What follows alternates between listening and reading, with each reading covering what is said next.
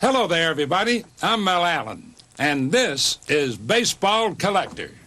Yo, and hello, everybody. Mike here, Baseball Collector, and what's today? Wednesday. Today's Wednesday. The week's kind of jacked up for me because I spent the first part of this week up in Norman with my daughter. She's at OU, just hanging out with her because it's my wife's spring break. Colleges don't have a spring break this year, or a lot of them don't. OU doesn't, and so we just thought we'd go up and see her, right? Had a couple free nights at a hotel, so that was good, and just thought we'd hang out. Well, as you guys know, every time I'm up in Norman to see my daughter, I go to Mikey Mantle's card shop, MM7 Sports Cards. Very, very different experience this time than previous times, and it all comes back to what's going on in the hobby right now. And by the way, not good for me. By the way, first of all, I want to say shout out to Greg. He was there at the shop and came up and said hi, and super nice. Loved hearing about what he collects and stuff. So Greg, if you're watching, thanks for saying hi.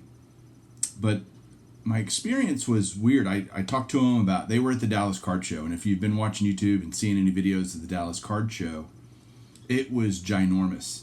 We're talking, I found out there were over 600 tables at the show. By the way, the National is 650 tables, just to give you an idea of perspective. And everything I'm hearing about from watching videos and talking to people privately is the Dallas Card Show is becoming the show to go to, and they're doing it now every other month, so every 2 months. How long can that be sustained? Who knows? How long can this hobby craziness be sustained? I don't know that either. But they said it was absolutely jam-packed, and I'm glad I didn't go, because I think the feeling that I'm having right now as I'm searching eBay and looking for cards, things to add to my collection, would have only been exacerbated if I had to drive the hour, 15 minutes or so to get to the card show and end up just leaving frustrated. And that all came to fruition at Mikey Mantle's in terms of just me thinking about all of this and what I've been feeling and the funk I've been in and all these things. It's really not great for me as a collector, because I'm looking at it going, I want to buy stuff. I really do. But I'm not going to pay what prices are. So, example, at Mikey Mantle's, where I've in past just had incredible deals. I've enjoyed the experience. I want to spend money there. I've been excited to go and see what I can get. And again, for me, it's all PC stuff. I'm not trying to flip this stuff. I want it in my collection. And they've been great. They are great. And they are great. Like, I don't want this to sound like a knock on them. In fact, it's going to be the opposite of that. So, and I'll get to that. So I'm at the shop. I find this card, and the sticker price on it was $350. And I thought, that seems a little pricey to me. But I said, well, let me check VCP. And I looked at VCP, and sure enough, one had sold. I was there on Monday. One had sold on Sunday for $220, which even that for this car, I don't want to give it all away because it'll. Anyway, doesn't matter what card it was. It's $220, and I'm like, that even seems high for this card. I mean, he's a Hall of Famer. It's a '50s card, Topps card, so it's not like it's super, cheap, but at the same time, this card was a $50 card, 6 months ago. And I showed him the VCP, or told him about it, and I'm not going to pay $350. I can go buy one right now for less than that. And I'm just one of those guys that I'm not going to overpay just because. I'm not going to overpay just to have it in hand, just to see it. A lot of people do, and there's not anything necessarily wrong with that. I just don't care. I want cheaper matters more to me than walking out with it, that kind of thing. I'll wait for the mail to deliver it. Thank you very much. If it saves me $50 or whatever, like, that's to me a great trade. if it's $2 or $3 or $5, fine, I can see that. But when you're talking about significant price differences, it matters. And they weren't willing to budge on the card price. Said, look, we're not really doing any deals right now. And he was insinuating because we don't have to. Because he didn't say this exactly, but I could just feel him, this vibe going, look, man, if you don't want to buy it today, I got somebody that'll probably come in tomorrow and buy it at my price.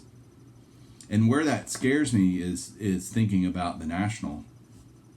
And from my interview yesterday with Ray from the National, if you haven't seen it, go watch it. It's my most recent Golden Age of Cardboard episode.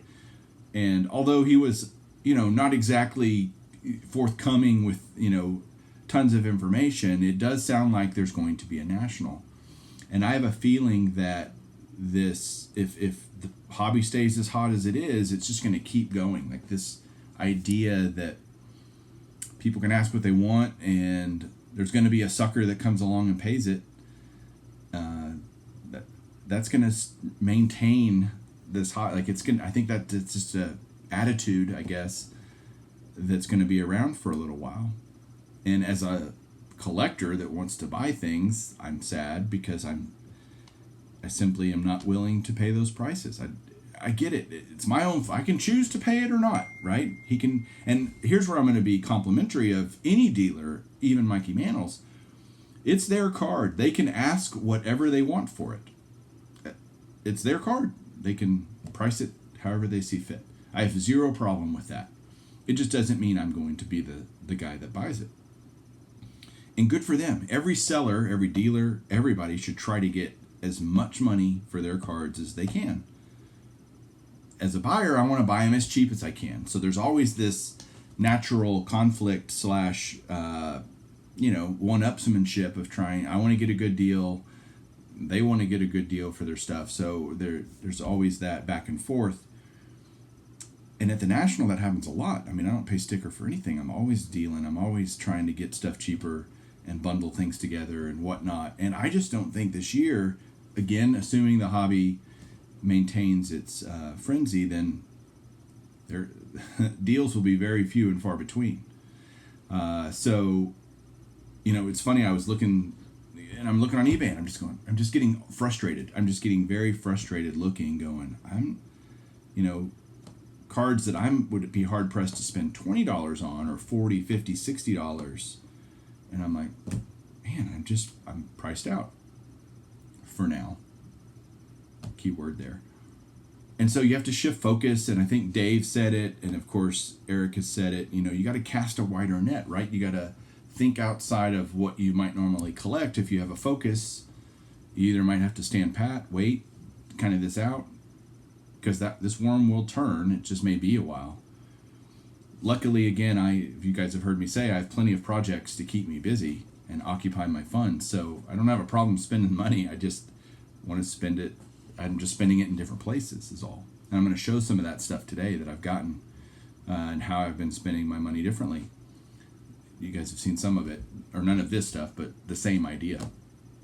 So it was this kind of experience at Mikey Mantle's where I'm like, man, I walked out of there with nothing. And I went into the car and Julie's like, you didn't buy anything? And I'm like, nope, I did not. And she was shocked. Just couldn't believe it. And they're just, and by the way, they had 3 or 4 display cases that are completely empty because they've been selling so much stuff. And good for them. Seriously, as a business owner, don't you want to do a lot of business? Good for them. I'm happy they're doing well. But between stories from the show and this experience and looking on eBay and everything, it's left me just going, but it doesn't mean you can't find stuff, and that's the casting a wider net. So let me turn the camera around. I'll show you and kind of talk through this of what I've been getting. If you're still with me and haven't even seen a card yet, I'm proud of you because it's been over 9 minutes. Hang on one second, and I'll finally show you some cards. Okay, card time. Card time. All right. So, again, casting a wider net. I was in an auction for, hey, everybody, it come of egg. And he did, he was doing egg auctions, and they're a lot of fun just to be in there and listen to the chat. I think he is hilarious, and I just love listening to him. And anyway, he had these little grab bags, these baseball grab bags. I think they were $25 plus shipping, and you got a bunch of cards. And I just thought it was a fun idea and help support somebody, doing auctions and stuff like that. And you never know what you're going to get. And so let me show you what I got in mine. Maybe you'll want to participate in the next one, but it was, what am I trying to say here?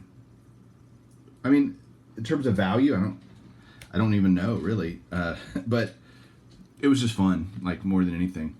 So I'd rather buy one of those grab bags than a blaster, that's for sure. I got a Trent Grisham opening day rookie, a Nico Horner opening day rookie, Josh Donaldson purple Heritage Chrome purple refractor. I got a very cool sepia Topps Chrome refractor of Freddie Freeman, MVP. A Topps Yordan Alvarez insert, Air Yordan rookie. Nice Bowman Chrome refractor, Jock Peterson. Good old Jock. Can't remember if these are numbered. I don't think they are, but nope.